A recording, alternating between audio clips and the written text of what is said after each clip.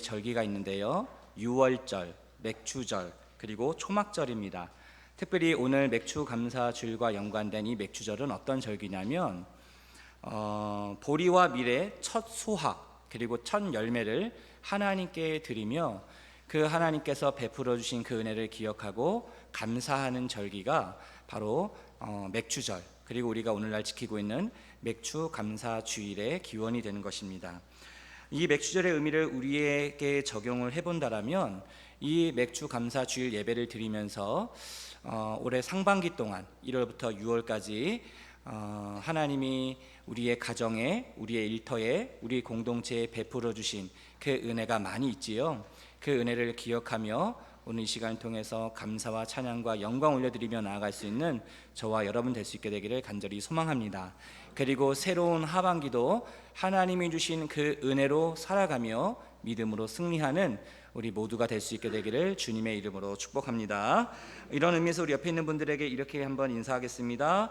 그동안 모든 것이 다 주님의 은혜였습니다. 한 번 더 이렇게 한번 축복해 주십시오. 하반기도 주의 은혜로 살아갑시다.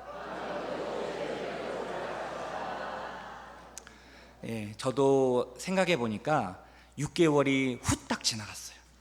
제 인생에 이렇게 빨리 6개월이 지나간 적이 또 있을까 생각이 들 정도로 제가 우리 대민교회에 와서 이제 6개월이란 시간이 너무 빨리 지나갔습니다. 저도 말씀을 묵상하면서 지난 상반기를 곰곰이 되돌아보니까 모든 것이 다 하나님의 은혜였다라는 것을 고백을 하게 됩니다.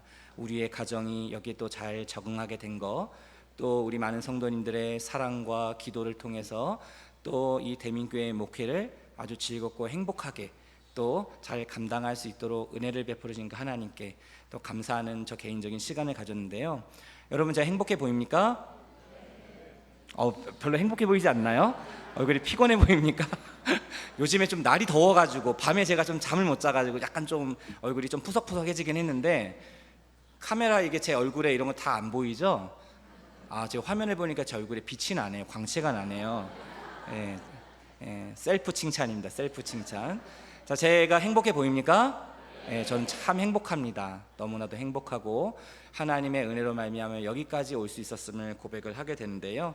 아마 여러분들도 오늘 맥추 감사 주일 예배를 드리고 나서 집에 돌아가셔서 한번 곰곰이 생각해 보십시오. 올 상반기 동안 하나님이 우리의 가정에, 우리의 일터에, 내 삶에 베풀어 주신 그 은혜가 또 그 감사의 제목들이 얼마나 많이 있는지 하나하나 곰곰이 생각하면서 이번 또 하반기를 시작했으면 좋겠습니다. 자, 오늘은 대민행전 시리즈 13번째 시간, 주의 손이 내 위에 있으니 라는 제목으로 말씀을 함께 나누도록 하겠습니다. 우리는 지난 주일 기독교 2000년 역사에 이방 선교의 새로운 전환점이 되었던 그 안디옥 교회가 어떤 교회인지를 우리가 함께 살펴보았습니다. 그리고 오늘 본문에 보니까 이 안디옥 교회에서 성령을 따라 따로 구별하여 세워 이방인 그 선교사로 파송하게 된 그 바나바와 이 사울이 드디어 이방 선교의 첫 발을 내딛는 역사적인 사건을 기록하고 있습니다. 그렇다면 하나님은 이 첫 번째 이방 선교지에서 이 바나바와 사울을 통하여 어떠한 역사들을, 어떠한 이방 선교의 역사들을 이루어 가셨는지 오늘 말씀을 통하여 세 가지를 함께 살펴보며 여러분들과 은혜를 나누고자 합니다. 첫 번째로 하나님께서는 이 이방 선교의 첫 번째 역사를 어떻게 이루어 가셨는가? 자, 바나바와 사울을 통하여 회당에서 복음을 전하게 하셨습니다. 저를 한번 따라해 주시기 바랍니다. 바나바와 사울은 회당에서 복음을 전했습니다. 좀 내용이 이제 너무 길어져서 생략한 게 있지만 사실은 바나바와 사울은 고향 회당에서 복음을 전했습니다 라고 하는 것이 더 정확할 것 같은데요. 그 내용이 무엇인지 조금 이따 한번 살펴보겠습니다. 자, 오늘 본문 4절과 5절 말씀인데요, 같이 함께 읽어보도록 하겠습니다. 두 사람이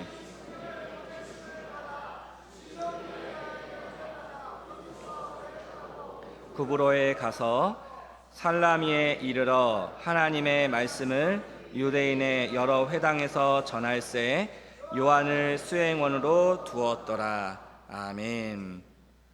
자, 여러분, 지금 여기서 우리가 주목할 것은 바나바와 사울의 첫 번째 선교 지역이 그 장소가 어디였는가라는 것입니다.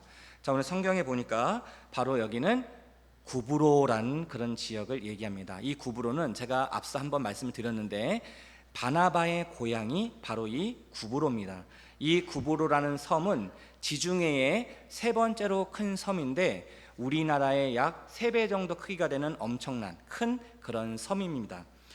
근데 이 바나바와 사울은 오늘 말씀해 보니까 성령의 보내심을 받아 배를 타고 그리고 구브로 섬 동쪽에 있는 이 살람이라는 지역에 도착을 하게 됩니다.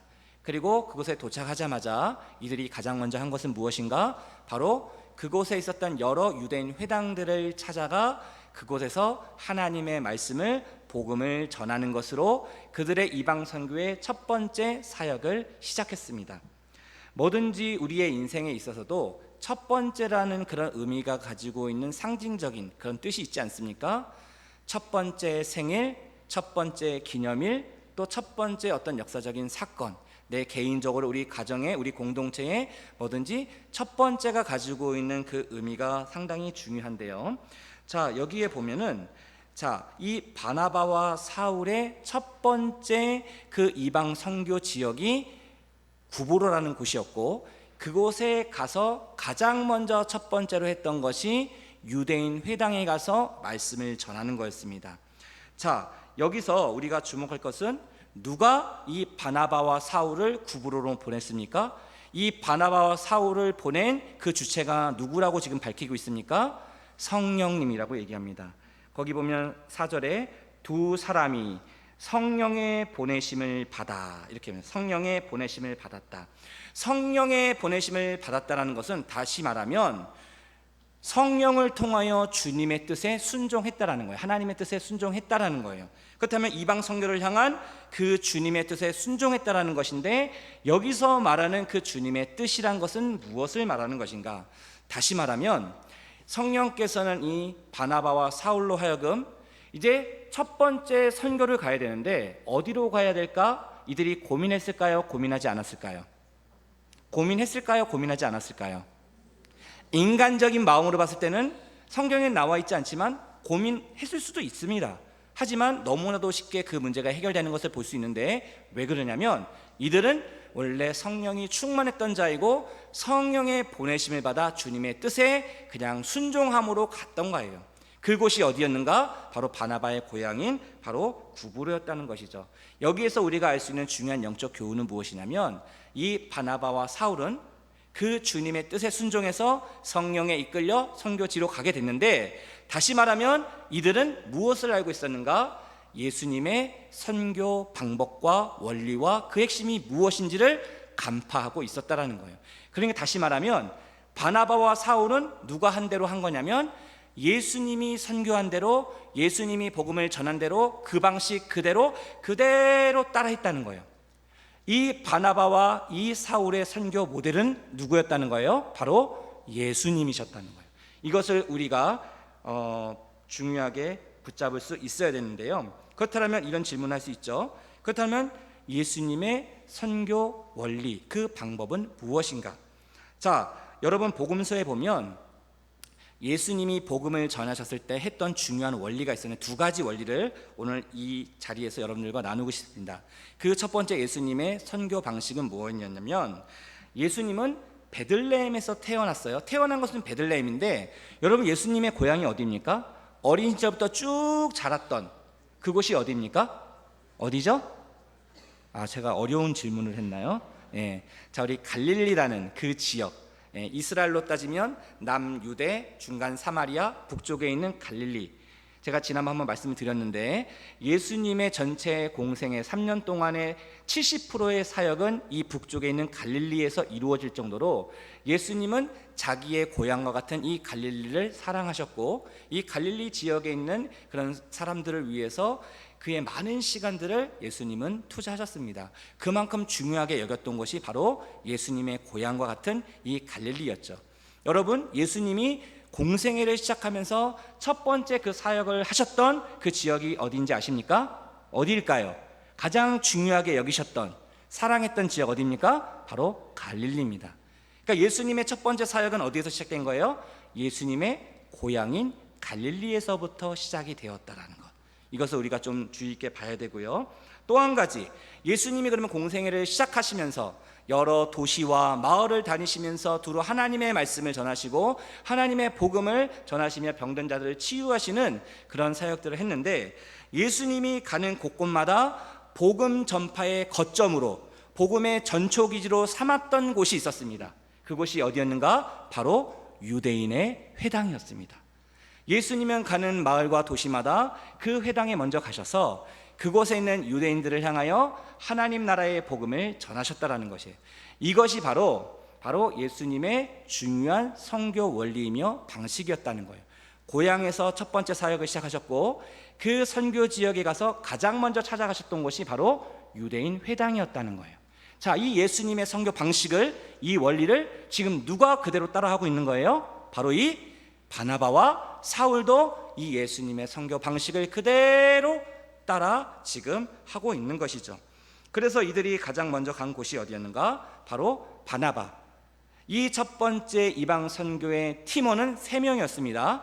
바나바가 팀장이었고, 그리고 그 팀원으로 이 사울과 수행원 마가라고 불리는 요한이 같이 가게 됩니다. 3명이 한 팀이었어요. 이 팀이 성령의 인도하심을 받아 바로 이 바나바의 고향인 그 구브로에 가게 됐고, 그곳에 가장 먼저 했던 것이 예수님이 하셨던 것처럼 유대인 회당에 가서 복음을 전했다라는 것이죠. 자, 그렇다면 이런 질문을 한번 해볼 수 있습니다. 그렇다면 첫 번째 사역, 첫 번째 선교를 바로 그 고향에서 시작한다라는 것이 어떤 의미가 있는 것인가? 왜 예수님은 거기서 첫 번째 사역을 했고, 그리고 이 바나바와 이 사울은 그 바나바의 고향인 이곳에 가서 복음을 전하게 되었는가? 여기에는 특별한 하나님의 섭리가 있고 경륜이 있고 계획이 있고 뜻이 있다라는 거예요. 그냥 하나님 그냥 무턱대로 가라고 한 것이 아니라 예수님의 선교 원리대로 그들을 보내셨는데 여기에는 중요한 영적인 교훈이 담겨 있다라는 거예요. 그것을 오늘 여러분들과 함께 나누고 싶습니다. 다시 말하면 복음 전도와 이 선교 사역의 시작은 내 고향, 우리의 고향, 거기에서부터 시작이 되어야 된다는 것인데, 그렇다면 이 말은 바꿔 말하면 우리의 고향엔 누가 있습니까? 우리의 가족, 그리고 우리의 친구, 그리고 우리의 이웃 사촌들이 있어요. 그 사람들은 내 어린 시절부터 내가 성장했던 것을 봤던 사람이고 누구보다도 나의 장점과 단점을 잘 아는 사람들일 겁니다. 그럼 여러분, 만약에 여러분들이 나를 누구보다도 잘 아는 내 가족들, 그리고 친척들, 친구들, 그리고 그런 지인들 앞에 가서 복음을 전한다라고 생각해 보십시오. 그 주님의 사랑을 전한다라고 생각해 보십시오. 여러분, 우리가 명절 때마다 모이잖아요. 가족들이 모이고 친척들이 모이고 흩어져 있었던 모든 사람들이 함께 모입니다. 그러면 그곳에서 예배를 드리기도 하고 또 때로는 복음을 전하기도 하고 주님의 사랑을 나누기도 합니다. 그럴 때 여러분들의 모습을 보면 되는 거예요. 이것이 왜 중요한 것인가? 이것이 우리의 신앙생활에 있어서 영적인 부분에 있어서 어떤 의미가 있는 것인가? 여러분, 나를 잘 아는 그 사람 앞에서 나를 포장할 수 있습니까? 나를 그럴듯한 사람으로, 멋있는 사람으로 그렇게 내가 포장하고 꾸밀 수 있습니까? 아니요, 그럴 수 없죠. 왜 그렇습니까? 이 사람들은 누구보다도 나를 잘 아는 사람이에요. 그러니까 내가 어떤 말을 하면 이 말대로 사는 사람인지 아닌지 진짜인지 가짜인지 그것을 알 수 있어요? 몰라요? 알 수 있는 사람이에요. 오히려 나보다도 더 객관적으로 나를 잘 아는 사람이 바로 우리의 가족이고 우리의 친구이며 우리의 이웃일 수 있다는 거예요. 정작 나는 내 자신을 잘 모르는데 나보다도 더 객관적으로 이성적으로 야, 너는 이런 사람이야, 이런 장점이 있고 이런 단점이 있어.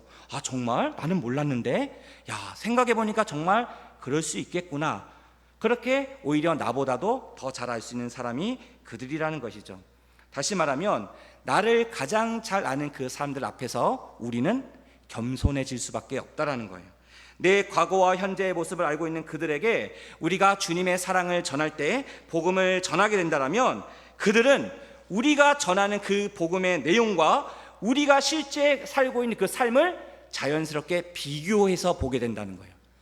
정말 주님의 사랑을 말하면서도 주님의 사랑을 실천하고 있는가? 진짜 복음의 진리를 전하면서도 거짓과 불의에 타협하지 않고 정직하게 성실하게 그 말한 대로 살고 있는가? 그거를 나를 가장 잘 알고 있는 우리의 가족과 이웃과 친구들과 우리의 주변에 있는 사람들은 그것을 안다라는 거예요. 그러면 우리가 하는 말 한마디 한마디가 신중해야 되는 거예요.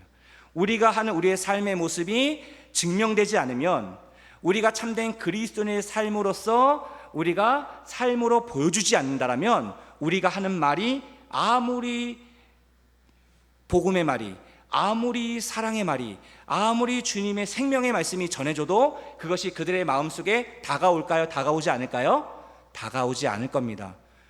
내가 너의 삶을 아는데, 내가 너를 아는데 그 말과 삶이 다르게 되면 오히려 그 말로 인하여 그 사람들이 주님을 거부하게 되고, 그리고 신앙으로부터 멀어질 수 있게 된다는 거예요. 우리가 그런 경우를 종종 봅니다. 우리가 일터에서, 우리의 삶에서 이렇게 관계를 맺고 지내다 보면은 이분이 장로님이고 안수집사님이고 권사님인데 그렇게 나를 못 살게 굴어, 그렇게 나를 힘들게 해. 그러면 여러분 어떤 마음이 들어요? 마음속으로 당신이나 잘하세요, 너나 잘하세요, 이런 마음들이 생기게 되겠죠. 그러니까 첫 복음의 시작이, 첫 선교의 시작이 고향에서부터 시작되라는 것은 바로 이런 의미가 있는 거예요. 하나님께서는 이 바나바와 사울을 이방 선교의 그런 하나님의 선교사로 본격적으로 사역을 하기에 앞서 가장 먼저 어떤 테스트를 한 거예요? 그 고향에 가서 이 바나바를 알고 있는, 물론 사울은 고향이 아니었지만 바나바의 고향인 이곳에 가서 그들이 참된 그리스도인으로서 그들이 먼저 그것을 살아내고 그것을 통하여 참된 하나님이 원하시고 기뻐하시는 그런 하나님의 자녀로, 주님의 제자로, 그런 복음의 증인으로 먼저 검증되고 그 이방 선교를 하기 원하셨다는 거예요. 여기에 놀라운 하나님의 섭리와 하나님의 계획과 하나님의 놀라운 뜻이 담겨 있다라는 것이죠. 바라기는 저와 여러분 모두가 그 놀라운 하나님의 사랑에 붙들려, 그 십자가 복음에 붙들려 우리가 복음을 전하는 것을 넘어 복음을 살아내고 삶으로 증명하는 그리스도의 제자들이 될 수 있게 되기를 간절히 소망합니다. 우리의 말이 중요한 게 아니에요. 물론 말도 중요해요. 말보다도 더 중요한 것이 뭐예요? 우리의 삶이라는 겁니다. 주님의 사랑을 우리의 삶으로 보여줄 때, 그것이 증명되어질 때 그 말에 힘이 있고 능력이 있어 우리가 전하는 그 복음의 능력이 그 영혼을 변화시키고 그 영혼을 새롭게 살아나게 하는 하나님의 능력이 되는 줄로 믿습니다. 이 귀한 은혜가 저와 여러분 가운데 있게 되기를 간절히 소망합니다. 저를 한번 따라해 주시기 바랍니다. 복음을 살아내며 삶으로 증명하는 것이 최고의 전도입니다. 오늘날 최고의 전도 방법이 관계 전도입니다. 관계를 평소에 잘 맺어야 된다는 거예요. 서로 친절하게, 그리고 사랑으로 화평한 그런 관계를 이루는 가운데 자연스럽게 복음이 전해지게 될 때에 그 마음의 문이 열리게 되고 주님께로 나올 수 있게 된다는 거예요. 바로 이것을 지금 우리는 보고 있는 겁니다. 이런 의미에서 우리 옆에 있는 분들에게 이렇게 한번 축복해 주십시오. 복음을 삶으로 보여줍시다. 복음을 삶으로 보여주는 저와 여러분 될 수 있게 되기를 간절히 소망합니다. 자, 두 번째로 바울은 성령 충만하여 대적을 책망하게 됩니다. 저를 따라해 주시기 바랍니다. 바울은 성령 충만하여 대적을 책망했습니다. 자, 오늘 본문 9절과 10절 말씀인데요, 같이 함께 읽어보겠습니다. 바울이라고 하는 사울이 성령이 충만하여 그를 주목하고 이르되 모든 거짓과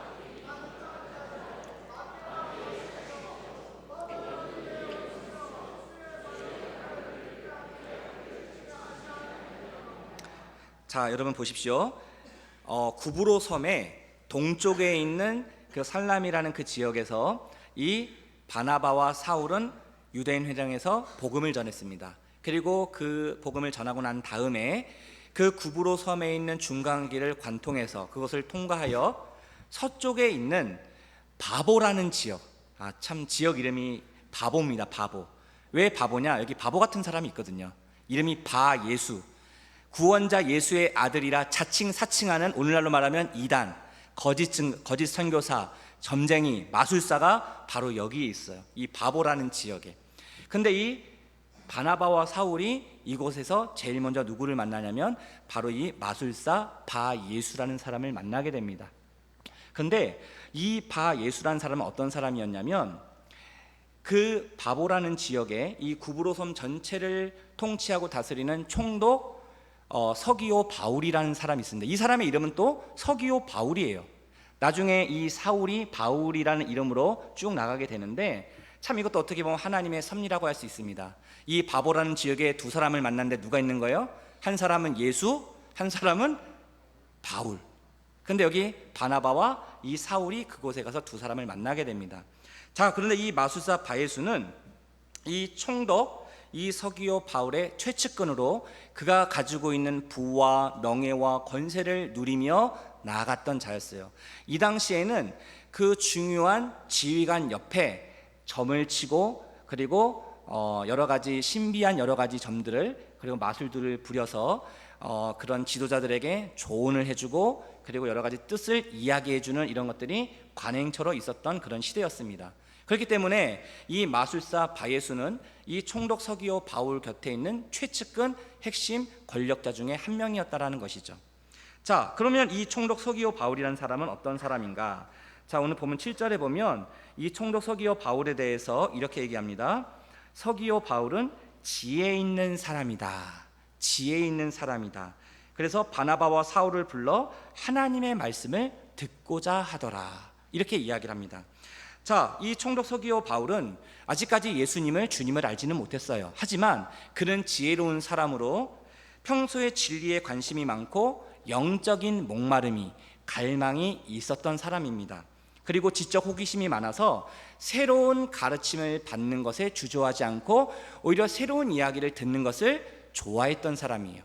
그러니까 소문을 들은 거예요. 이 총독이, 아니 이 구브로 섬에 바나바와 사울이라는 사람이 와서 새로운 지식을, 새로운 이야기를 하더라. 그래서 이 두 사람을 초청해서 공식적으로 그 하나님의 말씀을 듣고자 했다라는 거예요. 자, 그런데 여기에 큰 장애물이 생깁니다. 자, 이 총독 서기오 바울이 하나님의 말씀을 들으려고 마음의 문을 열고 나아가는데 이것을 가로막고 방해하는 그런 세력이 있었어요. 자, 그 사람이 누구냐? 자, 8절에 보면 이 마술사, 자, 이 마술사, 자, 이 엘루마, 다시 말하면 이 마술사라고 번역된 부분인데요, 이 마술사가 바예수라는 사람이 그들을 대적했다. 바나바와 사울을 대적했다. 바나바와 사울을 대적했다는 건 뭐예요? 주님을 대적했다라는 것이고, 복음을 대적했다라는 것이고, 하나님의 말씀을 대적했다라는 거예요. 그래서 그들을 대적해서 어떻게 합니까? 그것을 총독으로 하여금 믿지 못하게 힘썼다. 다시 말하면 이 총독 서기오 바울이 그 하나님의 말씀을 듣지 못하도록, 은혜를 받지 못하도록, 주님을 믿지 못하도록 힘써 방해하고, 그리고 치열하게 그것을 준비했다라는 거예요. 자, 근데 여기 8절에 보면 믿지 못하게 힘쓰니 라고 되어 있는데, 여기서 이 못하게라는 이 동사에 해당되는 헬라어 동사가 어떤 의미냐면 왜곡하다라는 뜻이 있어요. 왜곡하다, 왜곡하다. 다시 말하면 바나바와 사울이 지금 총독에게 말씀을 전하는데, 말씀을 전하고 있는 중이에요. 말씀을 전하고 있는 중에 옆에 있었던 이 마술사 바예수라는 이 거짓 선지자가 뭘 했다는 거예요? 말씀이 들려지면 그 말씀을 왜곡하는 거예요. 그 말씀이 들려질 때마다 구구절절 그것이 잘못됐다, 틀렸다, 이상하다, 왜곡해서 이 총독으로 하여금 그 말씀이 말씀되지 못하고 그 복음이 온전히 들어가지 못하도록 장애가 되고 방해물이 되고 거친 돌이 되었다는 거예요. 누가요? 바로 이 거짓 선지자 마술사인 바예수가 그런 역할을 했다라는 거예요. 자, 그래서 이 바나바와 사울이 가만히 있었겠습니까? 가만히 있지 않았죠. 그래서 9절에 보면 자, 뭐라고 얘기합니까? 바울이라고도 하는 사울이, 자, 처음으로 바울이라는 이름이 나옵니다. 바울이라고도 하는 사울이 성령이 충만하여 그를 주목했다. 방해하는 회방꾼인 복음을 회방하는 그 거짓 선지자 마술사 바예수를 주목했어요. 그리고 그를 엄히 꾸짖고 책망합니다. 그 내용이 10절에 나오는데요, 4가지로 책망을 합니다. 첫 번째, 모든 거짓과 악행이 가득한 자요, 마귀의 자식이요, 모든 의의 원수요, 주의 바른 길을 굳게 하는 자요.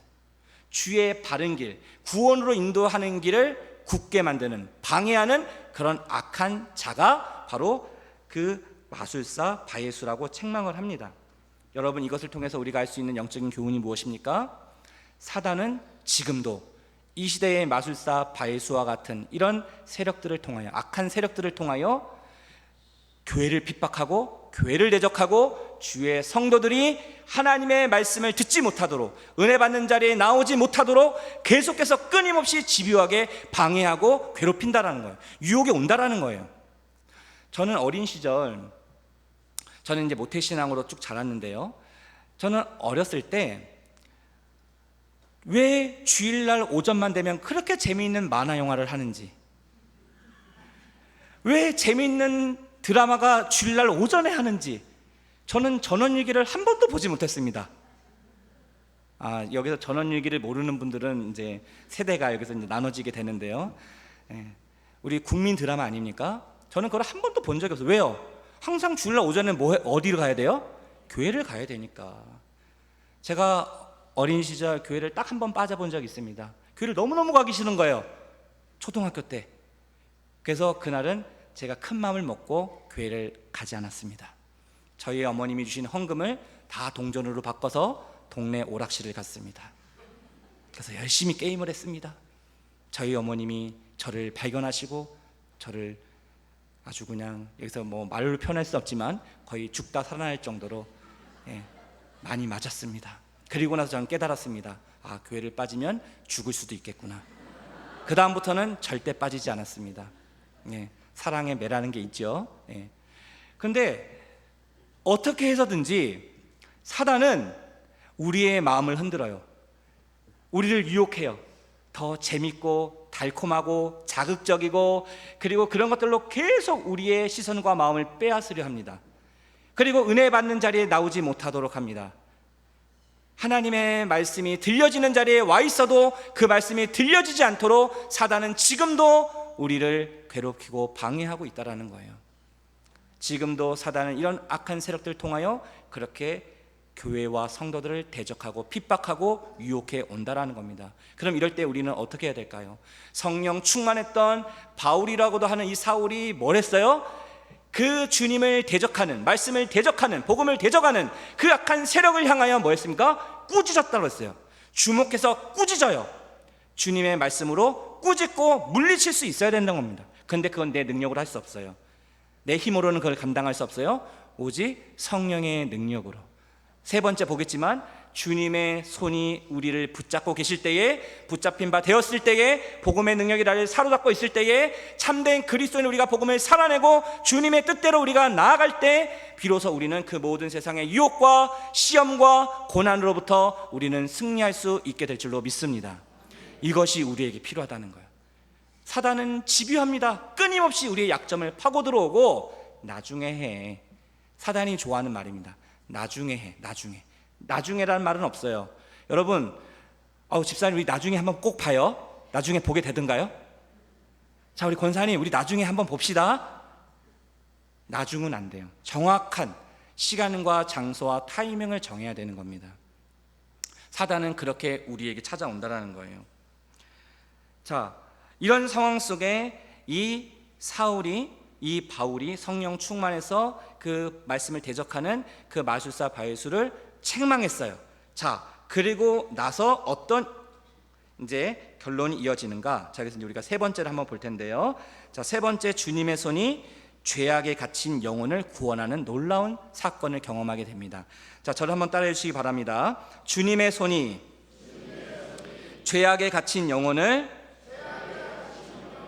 구원했습니다. 자, 오늘 본문 11절과 12절 말씀인데요, 같이 함께 읽어보겠습니다. 보라, 이제 주의 손이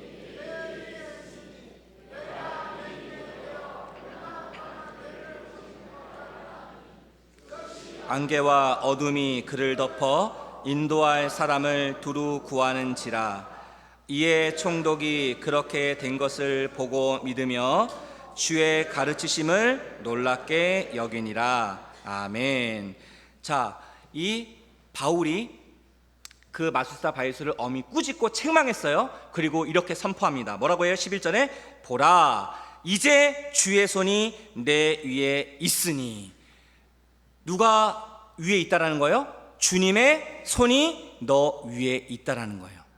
지금 하나님께서 너 위에 있다는 거예요. 위에 있다는 건 뭐예요? 너를 통치하고 다스리는 주인으로 있다라는 거예요. 그것을 지금 이 바울이 선포합니다. 선포하자마자 어떤 일들이 일어나요? 네가 맹인이 돼요. 눈이 멀어버립니다. 눈이 멀어버리고, 그리고 어두움이 그를 덮어요. 그리고 그는 누군가의 도움 없이는 걸어갈 수 없는 길을 잃어버리는 그런 사람이 됩니다. 근데 이 모든 상황을 옆에서 지켜보고 있었던 사람이 있었어요. 그 사람이 누구예요? 바로 총독 서기오 바울이었어요. 그는 깜짝 놀랐을 거예요. 그 바나바와 사울이 전해주는 그 복음의 가르침에도 놀랐을 것이고, 그리고 바울이 선포했을 때 주의 손이 내 위에 있을 것이다 라고 선포했었을 때 즉시 이 마술사가 눈이 멀고, 그리고 그가 길을 잃어가는 이 모습을 보면서, 이야, 정말 이 복음이, 이 하나님의 말씀이 진짜로구나, 그 바울이 말하는 그분이 진짜로 살아계신 분이시로구나, 그것을 그가 깨닫고 믿게 됩니다. 그래서 12절에 보면 뭐라고 얘기합니까? 이에 총독이 그렇게 된 것을 보고, 보았어요. 보고 믿으며, 자, 보고 믿으며 주의 가르치심을 놀랍게 여기니라. 경이롭게 여겼다는 거예요. 그리고 그 주님의 가르침대로 믿고 순종하여 주님의 제자가 되었다라는 거예요. 사랑하는 성도 여러분, 이제 말씀을 마무리하겠습니다. 오늘 이 바나바와 사울은 성령에 이끌려 이방 선교의 첫 번째 사역지였던 바나바의 고향 이 구브로에 가게 됩니다. 그곳에서 그는 누구를 만나게 됩니까? 두 사람을 만나게 됩니다. 바로 거짓 선지자인 마술사 바예수를 만나고, 그리고 총독 서기오 바울을 만나게 됩니다. 근데 오늘날 이 시대에도 이 마술사 바예수와 같은 사람, 그리고 총독 서기오 바울과 같은 사람이 우리의 삶 가운데, 우리의 인생 가운데 있다라는 거예요. 거짓 선지자 마술사는 어떤 사람입니까? 철저히 복음을 거부하는 사람이에요. 하나님을 대적하는 사람이에요. 악한 사람이에요. 방해하는 사람이에요. 사단은 지금도 이런 자들 통하여 교회와 성도를 핍박하고 우리를 유혹하고 우리를 넘어뜨리려 지금 혈안이 되어 있다라는 거예요. 그리고 반면에 어떤 사람이 또 있다라는 거예요? 총독 서기오 바울처럼 지혜가 있어요. 지혜가 있고 진리에도 관심이 있어요. 하지만 아직 잘 주님을 몰라요. 정확하게 몰라요. 온전히 몰라요.